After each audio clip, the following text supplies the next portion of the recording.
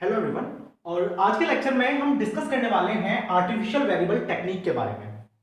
तो linear programming के पिछले लेक्चर्स में हमने formulation of problem, graphical method to solve the LPP and simplex method के बारे में हमने डिस्कस किया था, उनके कुछ एग्जांपल्स देखे थे। तो सिंप्लेक्स में हमने क्या देखा था? सबसे पहले ग्राफिकल की बात करें तो ग्राफिकल में हमने देखा था कि भाई वो लीनियर प्रोग्रामिंग प्रॉब्लम्स जिनमें केवल दो डिसाइडिंग वेरिएबल्स हो उनको हम यूज सॉल्व करते थे यूजिंग ग्राफिकल। अब जब दो से तीन की बात आई, जब तीन वेरिएबल हुए, चार वेरिएबल हुए, दो से ज्यादा वेरिएबल्स हुए डिसाइडिंग वेरिएबल्स, तो ग्राफिकल से वहां पॉसिबल नहीं था सॉल्व करना, तो फिर हमने सिंप्लेक्स की तरफ बढ़े। तो सिंप्लेक्स में भी कंडीशन क्या थी कि उसमें केवल वही कंस्टेंट्स हमें सॉल्व कर रहे थे जिनमें जो इनइक्वालिटी थी वो लेस देन इक्वल टू वाली थी। अगर आपके सभी कंस्टेंट्स में inequality less than equal to है तो आप वहां सिंप्लेक्स मेथड लगाकर सॉल्व कर सकते थे। लेकिन अगर कंस्टेंट में inequality greater than equal to या फिर इज इक्वल्स टू, यानी कि जरूरी थोड़ी कि कंस्टेंट हर बार अनइक्वालिटी की फॉर्म में ही हो, इक्वालिटी की फॉर्म में भी हो सकता है। अगर कंस्टेंट में ये दोनों साइन है तो वहां पर सिंप्लेक्स नहीं लग रहा था। तो वो कंस्टेंट कंटेनिंग दीज साइंस, तो उनको सॉल्व करने के लिए, उस टाइप के एलपीपी को सॉल्व करने के लिए हम आर्टिफिशियल वेरिएबल टेक्निक का यूज करते हैं। अब आर्टिफिशियल वेरिएबल टेक्निक के अंदर हमारे दो मेथड आते हैं, बिग एम मेथड और टू फेस मेथड। तो आज हम डिस्कस करेंगे बिग एम मेथड के बारे में। तो बिग एम मेथड के बारे में, अब जैसे सिंप्लेक्स के कुछ पोस्टुलेट्स थे, ऐसे ही बिग एम को भी इजीली सॉल्व करने के लिए कुछ पोस्टुलेट्स हम तैयार कर लेते हैं, कुछ कंडीशंस डाल देते हैं। तो बिग एम के लिए भी पहली कंडीशन क्या है कि आपका जो ऑब्जेक्टिव फंक्शन है, ऑब्जेक्टिव फंक्शन वो ऑलवेज मैक्सिमाइजेशन में होना चाहिए। अब अगर मिनिमाइजेशन में है तो उसको मैक्सिमाइजेशन में चेंज करने का तरीका मैंने पिछले लेक्चर्स में आपको बताया हुआ है कि किस तरीके से चेंज करना है। तो उस पिछले लेक्चर्स के लिंक भी आपको डिस्क्रिप्शन में मिल जाएंगे, आप वहां जाकर देख सकते हैं इजीली। सेकंड, कि जो भी कंस्टेंट होंगे उनकी जो राइट हैंड साइड है, आरएचएस ऑफ कंस्टेंट्स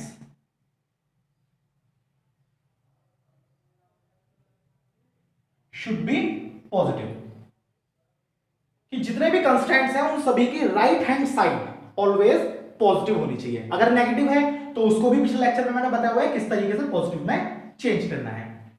और थर्ड, अब यहां पे कंस्टेंट के जो साइन है उसकी कोई लिमिट नहीं है, उसके लिए कोई लिमिटेशन हमें नहीं दिया गया, क्योंकि कंस्टेंट का sign less than equal to भी हो सकता है, ग्रेटर देन इक्वल टू भी हो सकता है, इक्वल टू भी हो सकता है। तो तीनों ही साइन है अगर कंस्टेंट्स में, तो वो इजीली बिग एम से सॉल्व हो सकते हैं। अगर केवल लेस देन इक्वल टू है तो जाहिर सी बात हम सिंप्लेक्स ही लगाएंगे, लेकिन अगर इसके साथ इन दोनों साइन भी हैं, दोनों में से कोई एक भी है, तब भी हम बिग एम का यूज करते हैं। तो देखिए, तो अब सॉल्व करने के लिए, अब थर्ड पॉइंट में क्या है, इफ कंस्टेंट का साइन है ये, then we add slack variable,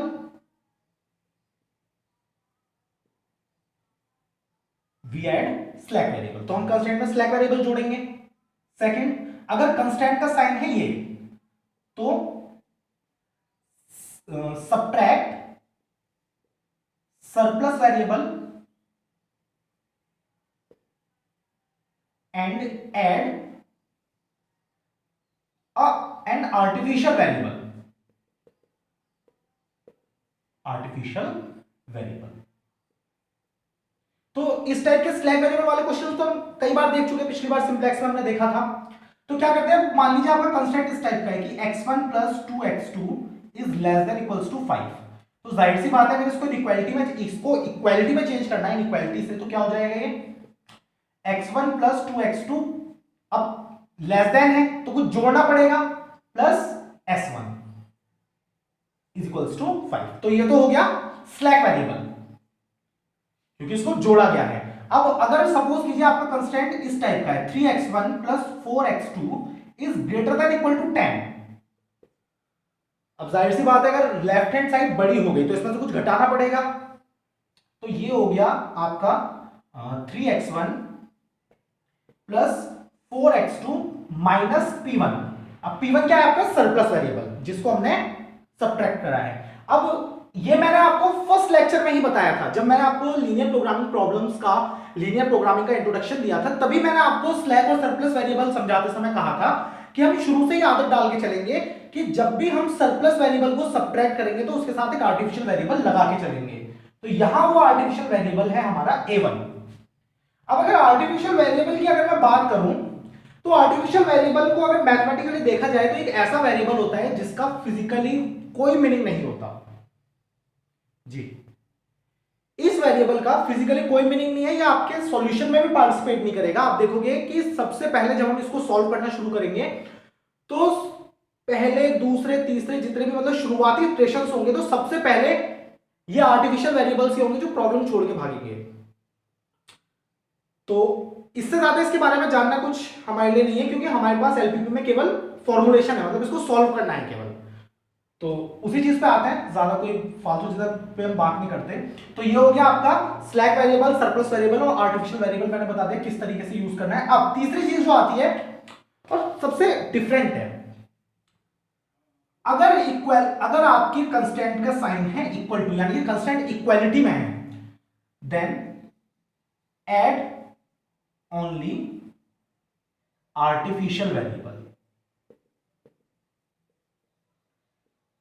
अगर आपका कंस्टेंट इक्वल टू में है तो ये खुश होने वाली बात नहीं है कि हम सोचे भाई कंस्टेंट इक्वल टू में है, वाह वाह वाह इसको ऐसे सॉल्व कर सकते हैं। नहीं, वहां पर भी आपको एक आर्टिफिशियल वेरिएबल लगाना पड़ेगा। जैसे कि कहना ये चाह रहा है कि अगर ये है कि x1 प्लस x2 बराबर 10, ये कंस्टेंट है आपका, तो जब आप फॉर्मुलेशन स्टार्ट करेंगे, सॉल्यूशन स्टार्ट करेंगे, तो कन्वर्ट हो जाएगा x1 plus x2 plus a2। a2 क्या है हमारा दूसरा आर्टिफिशियल वेरिएबल। ये मैंने आपको पहले लेक्चर में बताया था, सिंपलिसिटी के लिए हम कुछ टर्म्स फिक्स कर देंगे कि small S always represent slack variable, small p always represent surplus, और a small a always represent artificial. ये कोई मतलब ये इसके जनरल वो नहीं है डिनोटेशंस, ये मेरे अपने डिनोटेशंस है जिनको मैं यूज करता हूं सिंपलिसिटी के हिसाब से। आप चाहें तो a कुछ भी यूज कर सकते हैं, a b c कुछ भी, लेकिन स्लैक का s, सरप्लस का p और आर्टिफिशियल का a, इससे ध्यान रहता है कि हम ये इनको शुरू से ही फिक्स करके चलते हैं अपने लिए। तो ये 3 पॉइंट आपको ध्यान रखने हैं। और जो लास्ट पॉइंट आप बात करते हैं, अब ये तो बात हुई कंस्टेंट्स की कि हमें कंस्टेंट्स को किस तरीके से चेंज करना है। अब बात करते हैं ऑब्जेक्टिव फंक्शन की, कि जब हम भाई सॉल्यूशन स्टार्ट करेंगे, हमने स्लैक वेरिएबल इंट्रोड्यूस करवा दिया, सरप्लस वेरिएबल इंट्रोड्यूस करवा दिया, आर्टिफिशियल वेरिएबल वो इंट्रोड्यूस करवा दिया, तो ऑब्जेक्टिव फंक्शन में उनको किस तरीके से डालेंगे। तो ऑब्जेक्टिव फंक्शन में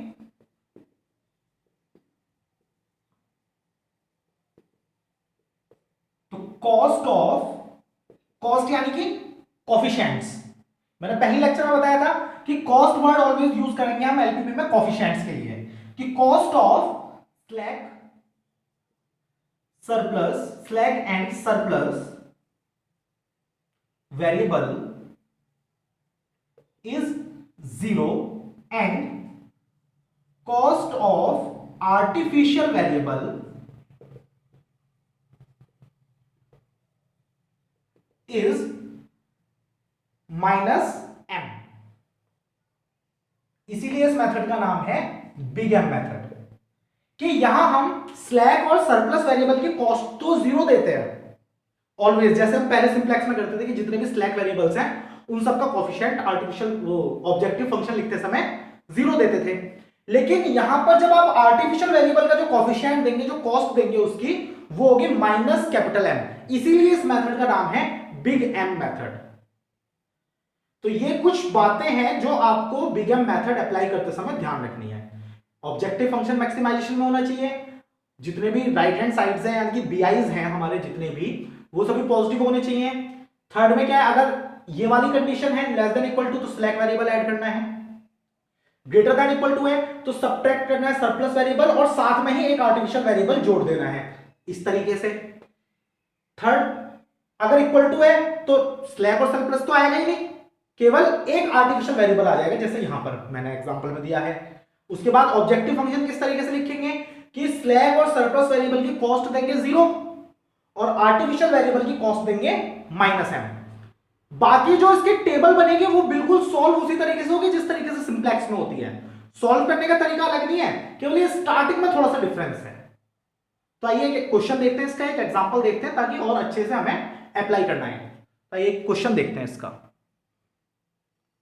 अब जैसे कि हमारे सामने क्वेश्चन लिखा हुआ है एक, जिसको हमें सॉल्व करना है कि maximum of z is equals to 3x1 minus x2 subjected to, या मैं कंस्टेंट दे दिया इसने 2x1 plus x2 is greater than equal to 2, x1 plus 3x2 is less than equal to 3 and x2 is less than equal to 4।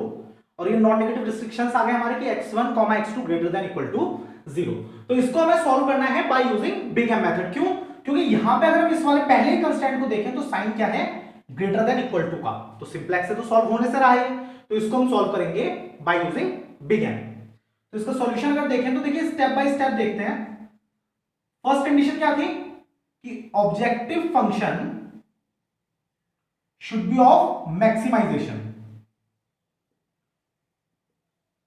Objective function maximization का होना चाहिए। तो देखिए मैक्सिमाइजेशन का है फर्स्ट कंडीशन जो है हमारी सेटिस्फाइड है। सेकंड कंडीशन देखिए, अब हम इन कंस्टेंट्स को चेंज करके स्टैंडर्ड फॉर्म में इसको कन्वर्ट करते हैं।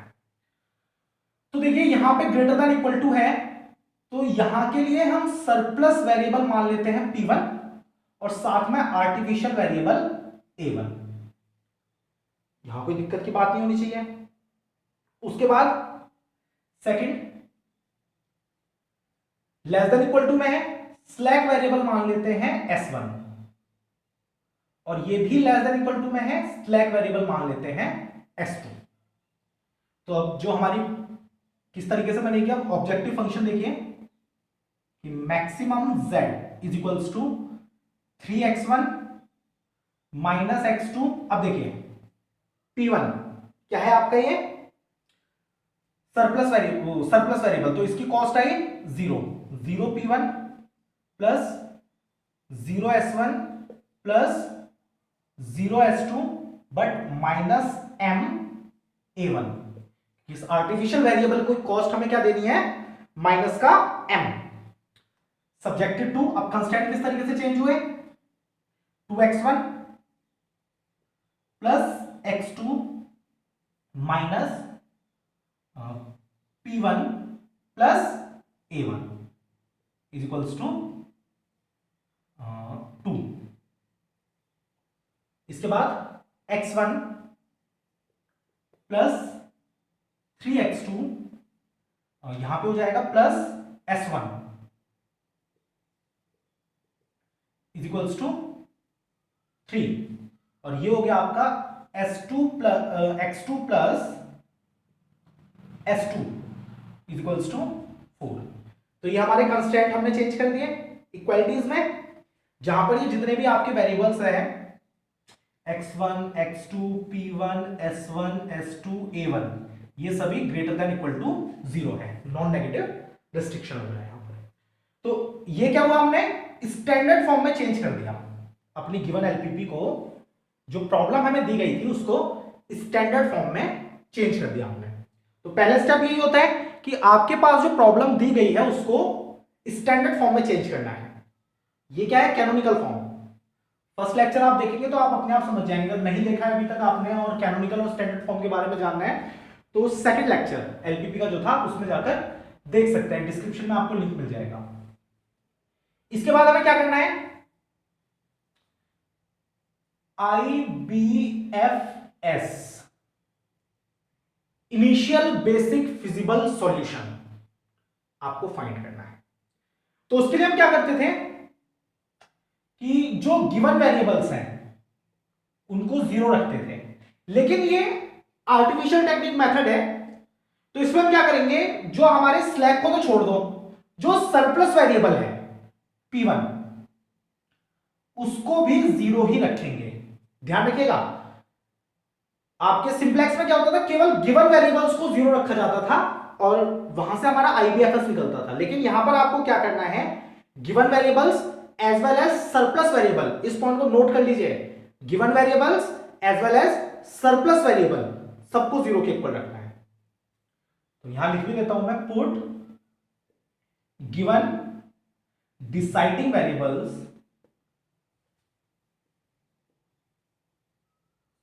एंड सरप्लस वेरिएबल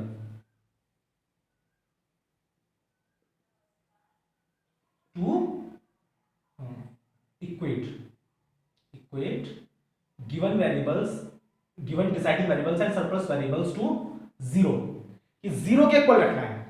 तो आप देखिए पहले कंस्टेंट में x1 0, x2 0, p1 0, तो a1 किसके इक्वल आ गया 2 के, x1 0, x2 0, s1 किसके इक्वल आ गया 3 के, x2 0, s2 0, वो सॉरी x2 0, s2 किसके इक्वल आ गया 4 के, क्योंकि s2 तो हमारा सरप्लस है, वो तो जीरो होगा नहीं।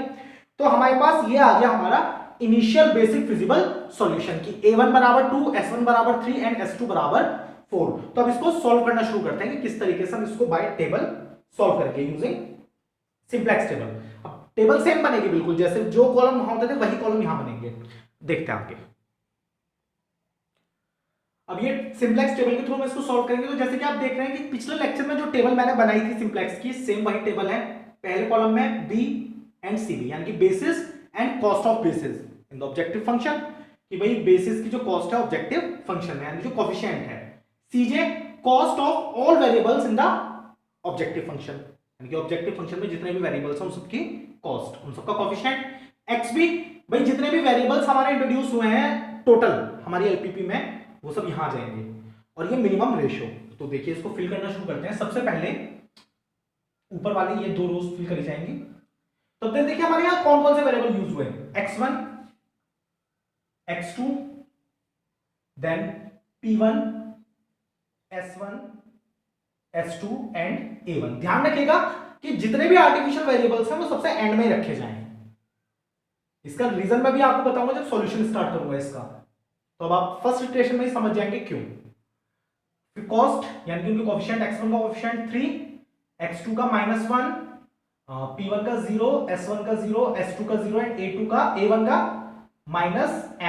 ये थोड़ा ठीक से बना देते हैं ताकि समझ पाए।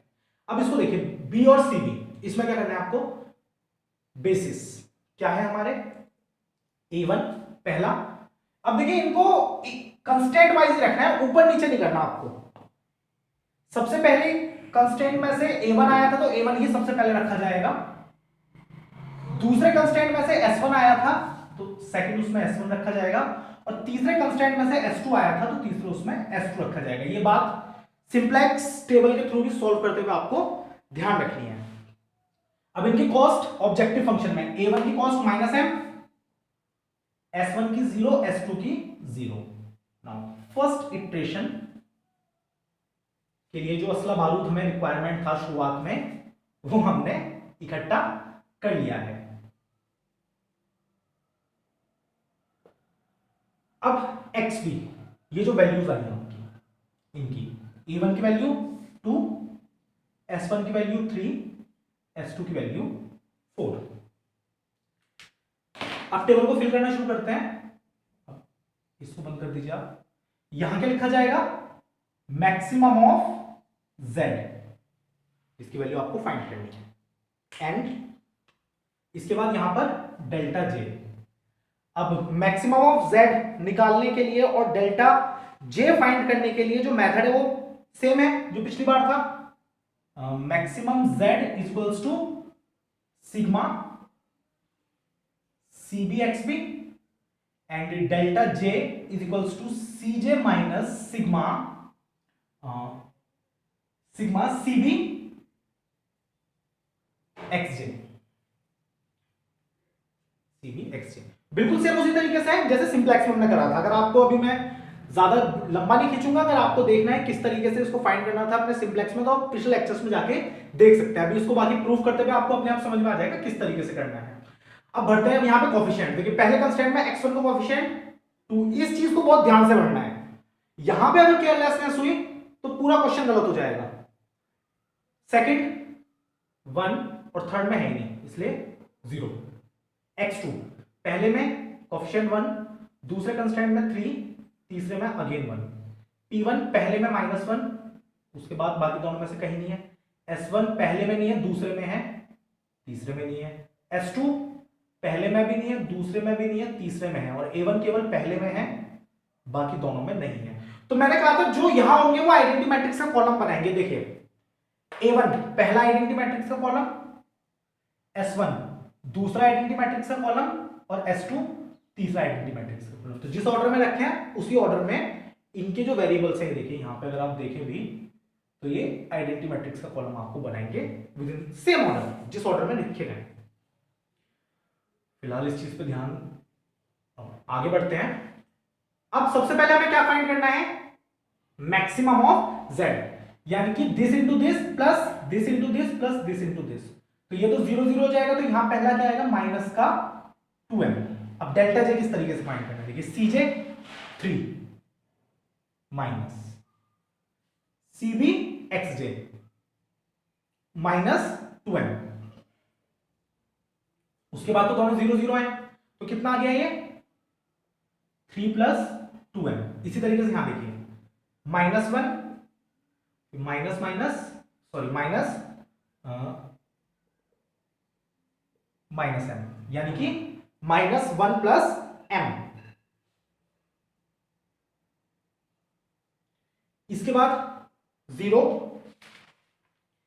अगर हम इसी तरीके से करें तो ये हो जाएगा 0 और -m सिर्फ, और उसके बाद 0 0 0 0। अब देखिए ये तीनों यहां हैं, तो इनका तो डेल्टा जे ऑलवेज हमें पता है कि कितना आएगा, 0 आएगा। तो अब हम क्या करते हैं, जो सबसे बड़ा होता है यहां पर उसको इनकमिंग वेक्टर बनाते हैं, यानी कि सबसे बड़ा कौन है इनमें, 3 प्लस 2m। तो ये हो गया हमारा x1 फर्स्ट इनकमिंग वेक्टर, ये हमारा पहला इनकमिंग वेक्टर है यहां पर। तो अब ये से हमें xi पता चल गया। अब हमें क्या निकालना है, मिनिमम रेशियो, यानी कि दिस xb अपॉन xi, तो 2 अपॉन 2, यानी कि जो आपका इनकमिंग वेक्टर का कॉलम है उसको एलिमेंट वाइज xb को डिवाइड करना है, जैसे हमने सिंपलेक्स में करा था। तो 2 अपॉन 2 1, 3 अपॉन 1 3, और अपॉन में अगर 0 आ जाता है तो रेशियो पे डैश लगा के छोड़ देते हैं, नेगेटिव और अपॉन में 0 रेशियो नहीं माना जाता। तो इन दोनों में मिनिमम कौन है, -1। तो ये हो गया आपका आउटगोइंग वेक्टर। क्या हो गया आपका आउटगोइंग वेक्टर। और यही इस वेरिएबल की सबसे अच्छी बात है इस मेथड की, कि जब भी आप बिगेम या two phase artificial variable technique का यूज करेंगे तो सबसे पहले मान लीजिए आपके 2 आर्टिफिशियल वेरिएबल है, तो शुरू के 2 इटरेशन में एक आर्टिफिशियल वेरिएबल निकल जाएगा। और यही इसके वैलिडेशन है, इसके प्रूफ का कि आपने काम सही करा है या नहीं। अब टेबल फिर से रिपीट करनी है हमें। तो अब देखिए A1 आउट हो गया, इसकी जगह क्या आ गया, x1। तो इसको अब आगे कंटिन्यू ही नहीं करना, A1 खत्म ही हो गया हमेशा के लिए, इसका कॉलम नहीं चलेगा। ये सबसे अच्छी बात है कि जैसे आर्टिफिशियल वेरिएबल निकलेंगे काम ही खत्म, एक वेरिएबल कम हुआ। तो A1 की जगह अब देखिए जो वेरिएबल जाएगा उसी के प्लेस पे दूसरा आएगा। अब A1 शुरुआत से गया है, पहला था, तो x1 भी पहले ही आएगा। ऐसा नहीं कि S1 S2 ऊपर चले गए फिर x1 आ गया ना, पोजीशन चेंज नहीं करनी, नहीं तो क्वेश्चन गलत हो जाएगा। जो वेरिएबल गया उसी के प्लेस पर दूसरा वही आएगा जो इनकमिंग है। तो x1 S1 S2 टेबल देखिए बिल्कुल सेम बन गई है सिंपलेक्स की तरह। अब x1 की कॉस्ट कितनी है 3, S1 S2 की अगेन 0। अब भाई इसको पीछे की तरफ खींचे, इसको ऊपर की तरफ खींचे, तो ये हो गया हमारा, ये देखिए इस तरीके से इसको ऊपर ले जाएं, इसको यहां पीछे खींच के आए ऐसे। तो ये क्या हो गया हमारा इंटरसेक्शन इन दोनों एरोज का, इसको बोलते हैं की।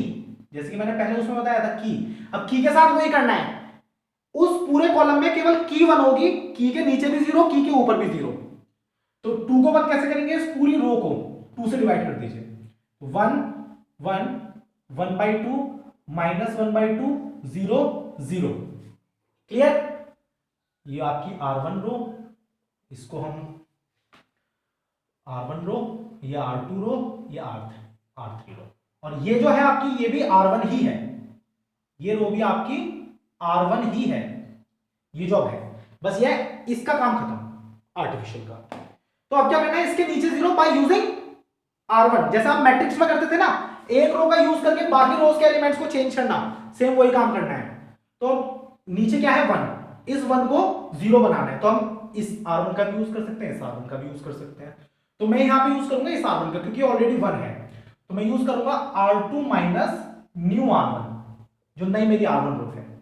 ठीक, तो ये क्या है 3 माइनस 1 2, ध्यान से देखिएगा, फिर 1 माइनस 1 0, 3 माइनस 1/2 यानी कि 5/2, और 0 माइनस माइनस 1/2 यानी कि 1/2। इसी तरीके से ये रहेगा 1 एंड ये 0। अब अच्छी बात है कि ये ऑलरेडी 0 है, तो इसको चेंज करने की जरूरत ही नहीं है, तो ये कितना आ जाएगा, ये रो सेम आ जाएगी 0 0 1 इस तरीके से। ठीक, ये रो आपकी सेम आ जाएगी। अब फिर वही करना है मैक्सिमम ऑफ z, तो इस बार कितना आ गया मैक्सिमम z 3। अब डेल्टा j, तो डेल्टा j के x1 s1 s2, तो x1 ये हमारा 0 हो गया, s1 हमारा 0 हो गया, s2 हमारा 0 हो गया। मैंने आपको पहले कहा था कि भाई जो भी आपके बेसिस होंगे यहां पर उनका डेल्टा j 0 आएगा, सबसे दो डेल्टा j निकालने हैं बस। तो -1 माइनस, ठीक, -1 माइनस, अब देखिए यहां पर दिस 3/2, ये भी 0 ये भी 0, तो ये आपका बचा माइनस का 5/2। इसके बाद इसको देखते हैं 0 माइनस माइनस 3/2 यानी कि प्लस का 3/2। तो अब यहां देखिए, यहां पर आपका पॉजिटिव कौन है 3/2, पॉजिटिव नहीं सबसे बड़ा, पॉजिटिव नहीं देखना सबसे बड़ा देखना है, सबसे बड़ा कौन है 3/2, ये हो गया इनकमिंग। तो इस बार सेकंड इनकमिंग वेक्टर कौन है P1। अब यहां पे आप ये नहीं सोचोगे कि भाई अगर स्लैक या सरप्लस वेरिएबल इनकमिंग हो गया तो क्वेश्चन गलत हो गया हमारा, ना, ये बात नहीं सोचनी है आपको। सरप्लस स्लैक वेरिएबल भी इनकमिंग वेरिएबल हो सकते हैं। सिंप्लेक्स में भी हमारे पास हमने ये देखा था क्वेश्चन में कि जो यहां पे फाइनल सॉल्यूशन निकला था उसमें सरप्लस और स्लैक अवेलेबल थे, सरप्लस वेरिएबल्स। तो जो इनकमिंग है उसको इनकमिंग ही रखना, बशर्ते आपकी कैलकुलेशन सही होनी चाहिए सारी। तो अब इनकमिंग कॉलम कौन सा है आपका, ये। अब निकालना है मिनिमम रेशो, तो 1, अब देखिए नेगेटिव है, रेशो फाइंड नहीं होगा, 2/1/2 यानी कि ये हो जाएगा 4। अब 4/0 ये भी फाइंड नहीं होगा, तो ले देखिए हमारे पास एक ही है, वही मिनिमम है वही मैक्सिमम है, तो वही होगा आपका आउटगोइंग। तो आउटगोइंग कौन है इस बार S1 जाएगा, उसके प्लेस पे P1 आएगा, और इसको एरो को पीछे खींचिए, इसको ऊपर खींचिए, की हो गई 1/2। x1 S1 के प्लेस पे आ गया P1 और S2। जहां तक मेरा आइडिया है ये हमारा लास्ट इटरेशन होना चाहिए, क्योंकि मैक्सिमम 3 या 4 इटरेशन के ही क्वेश्चन होते हैं। 2 इटरेशन का तो बहुत, अगर आप लक्की हो, आपका नसीब बहुत ज्यादा अच्छा है, तभी एग्जाम में आपको 2 इटरेशन में ऐसा क्वेश्चन मिलेगा जो 2 इटरेशन में सॉल्व हो जाए, नहीं तो मिलता नहीं है 2 इटरेशन का, 3 या 4 का ही मिलता है। S1 की कॉस्ट, x1 की कॉस्ट 3, P1 की 0, S2 की 0। अब न्यू ये हो गया आपकी R2, ये हो गया आपका R3। अब आपको क्या करना है, सबसे पहले उस रो को देखना है इसमें की है, की किसमें, इसमें, इसको 1 बनाना है, तो 1/2 है, 1/2 1 कब बनेगा, जब 2 से इंटू हो जाएगी, तो 2 2 4 0, ये हो गया 5, ये हो गया 1, ये हो गया 2, ये हो गया 0। अब की के ऊपर 0, अब ये -1/2 है +1/2, अगर दोनों को ऐड कर दो तो 0 हो जाएगा, तो ये हो जाएगा आपका R1 प्लस R2, जो आपका ओल्ड वाला R2 है, उसका ही काम, उसका यूज कर लेंगे हम। तो सीधा ऐड कर दीजिए, 2 + 1 3, और ये हो गया 0 + 1 1, 5/2 प्लस 1/2 यानी कि ये हो गया आपका 6/2 यानी कि 3, ये 0, ये हो गया आपका 1, 0 + 1 0 + 0 0, यहां ऑलरेडी 0 है, चेंज करने की जरूरत नहीं है। अब क्या करना है आपको, मिनिमम रेशो फाइंड। अब देखिए यहां पर मैक्सिमम z हम फाइंड करें, जो हमारा है फाइंड करने के लिए, तो कितना आ जाएगा 9, बाकी तो 0 हो जाएंगे। अब डेल्टा j, तो देखिए x1 है, ये रहा x1 का कॉलम 0, P1 ये रहा P1 का कॉलम 0, S2 ये रहा S2 का कॉलम 0। अब हमें केवल इसके लिए फाइंड करना है यहाँ पे, तो ये हो जाएगा -1 माइनस, अब देखिए 3 इंटू 3 9, तो -1 -9, बाकी तो 0 है, माइनस का 10, और अब इसके लिए देखिए 0, तो ये 0 हो गया। इसके लिए यहां पे भी क्या है, 0 है आपका, और ये भी 0 ही आएगा क्योंकि 1 इंटू 3 -3, सॉरी ये आएगा -3, तो ये जाएगा आपका 0 -3 प्लस 0 प्लस 0, तो ये आ गया -3। अब देखिए कि हमें यहां पर डेल्टा जे के कॉलम में एक भी पॉजिटिव नहीं मिल रहा है, या तो 0 है या फिर नेगेटिव है। यही तो हमारा ऑप्टिमल सॉल्यूशन की कंडीशन है। जिस तरीके से सिंपलेक्स में ऑप्टिमल सॉल्यूशन निकलता है तो उस तरीके से यहां, तो यहां हमें रुक जाना है आके। ये पूरा डेल्टा जे का जो आप देख रहे हो ये रो, या तो यहां नेगेटिव आपको दिख रहा है या 0 आपको दिख रहा है, तो यही हमारा कंक्लूड हो गया ये कि हमारा क्वेश्चन सॉल्व है। किस तरीके से कंक्लूजन देना है, since all delta js are less than equal to 0 which gives optimal solution, जो कि आपको ऑप्टिमल सॉल्यूशन देगा, विच इज, अब ऑप्टिमल सॉल्यूशन क्या है, अब देखिए यहां पर P1 और S1 ये आपके स्लैब और सरप्लस हैं, ऑप्टिमल सॉल्यूशन में नहीं काउंट होंगे। ऑप्टिमल सॉल्यूशन केवल x1 और x2 जो हमारे डिसाइडिंग वेरिएबल्स थे उन पर देखा जाएगा। तो हमारे पास क्या है, x1, x2 यहां नहीं है, तो x1 की वैल्यू ये कितनी है, 3, x2 यहां नहीं है तो उसकी वैल्यू 0। हो सकता है ऐसा हमने सिंपलेक्स में भी देखा था कि वहां पे हमने 3 वेरिएबल का क्वेश्चन लिया था तो हमारे 2 की वैल्यू निकली थी, तीसरा 0 आया था, तो पॉसिबल है। एलपीपी में पॉसिबल है कि एक ही वेरिएबल आपको वैल्यू दे, दूसरा वेरिएबल वैल्यू ना दे, क्योंकि यहां हम ऑप्टिमाइज करते हैं फंक्शन को, और ऑप्टिमाइजेशन कभी भी इस चीज पर डिपेंड नहीं करता कि दोनों वेरिएबल्स आपको वैल्यू दें। ऑप्टिमाइजेशन इस चीज पर डिपेंड करता है कि क्या वो बेस्ट सबसे फेवरेबल सॉल्यूशन क्या हो जो आपको मैक्सिमम रिजल्ट दे या मिनिमम रिजल्ट दे, जिस टाइप का आपको रिजल्ट चाहिए। और मैक्सिमम z की वैल्यू क्या आई, जो कि यहां है 9। तो बिल्कुल सिंपलेक्स की तरह है, मजेदार था काफी। बस कंडीशन यहां भी वही है कि केयरलेसनेसली आपको बिल्कुल काम नहीं करना, बहुत ध्यान से काम करना है। अपने हुआ वही normal addition, subtraction, division, multiplication, होना सब वही है। तो कैलकुलेशन फास्ट होनी चाहिए, और मतलब जो बोलते हैं ना प्रिसाइज होनी चाहिए, एक्यूरेट होनी चाहिए, और बहुत ध्यान से अगर आप काम करोगे तो पूरा आपको फुल में से फुल मार्क्स मिलेंगे यहाँ पर। तो तब तक आप इसके और क्वेश्चंस प्रैक्टिस कीजिए। डिस्क्रिप्शन में आपको मेरा व्हाट्सएप नंबर मिल जाएगा, अगर आप चाहते हैं इसके नोट्स और प्रॉपर नोट्स और वर्कशीट्स वगैरह तो आप मुझसे कॉन्टेक्ट करके ले सकते हैं वहां से। तब तक बस पढ़ते रहिए, इसके क्वेश्चन सॉल्व करते रहिए। अगले लेक्चर में हम डिस्कस करेंगे टू फेस मेथड के बारे में, और आगे के लेक्चर्स में ड्युअलिटी प्रिंसिपल वगैरह सब कुछ देखेंगे। तो तब तक के लिए गुड बाय। और अगर आप लीनियर अलजेब्रा या फिर इंटीग्रल कैलकुलस के नोट्स आपको देखने हैं लेक्चर्स, तो उसकी भी लेक्चर सीरीज आपको डिस्क्रिप्शन में लिंक मिल जाएगा, पढ़ते रहिए तब तक। और हाँ, चैनल को सब्सक्राइब करना मत भूलिएगा।